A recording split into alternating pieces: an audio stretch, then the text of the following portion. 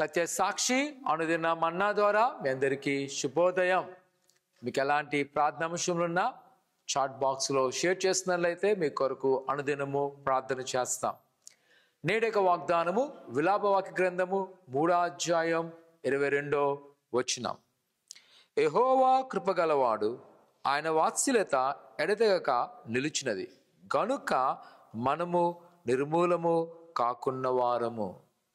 ప్రియ సహోదరి సహోదరులారా, ప్రవక్త అయిన ఇర్మీయా గారి యొక్క కాలంలో ఆనాటి యూదా ప్రజలు దేవుని యొక్క ఆజ్ఞను అతిక్రమించి బబులోను చెరకు వెళ్ళే ప్రవచన పలుకుతున్న కాలంలో ఈ విలాప వాక్యములు కూడా ప్రకటించబడడం జరిగినది.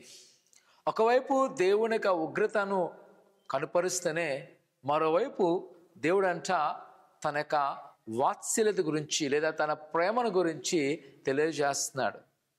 ఒకవేళ మనము అనేక సార్లు అతిక్రమలు చేసినప్పటికీ మనం ఎందుకు నశించట్లేదు, నిర్మూలం చేయట్లేదు అంటే ఆయన వాత్సల్యత మన మీద ఉన్నది.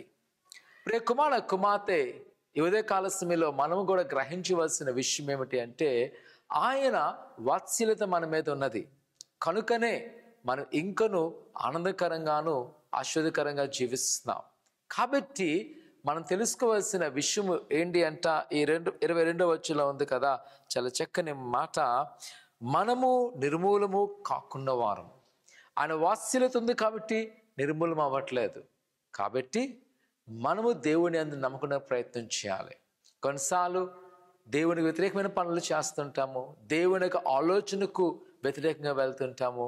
దాన్ని మనము విడిచిపెట్టవలసిన అవస్థనది. ఈరోజు ఒకవేళ ప్రభు నేను ఆస్వాదించున్నాడా, దానికి కారణం ఏంటంటే మన జ్ఞానం కాదు, మన శక్తి కాదు, ఆయన వాత్సల్యత.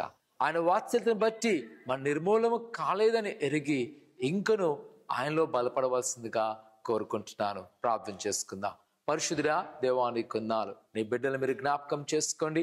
ఆయన నువ్వు దీవిస్తున్న విధానాన్ని అయినా వారు ఇంకను ఆశ్వాదకరంగా మలుచుకొని నీలో ఉన్న దేవానికి వ్యతిరేకమైన క్రియల నుంచి దూరపరిచి మీరే తోడేయండి, నడిపించండి. అదే సమయంలో ఎవరైతే నీ ప్రేమ గురించి ప్రార్థన చేస్తున్నారో, నీ ఆశీర్వాదం కోరుకున్నారో వారిని ఫలింపచేసి అభివృద్ధి చేయమని యేసు అడుగుతున్నాం తండ్రి, ఆమేన్.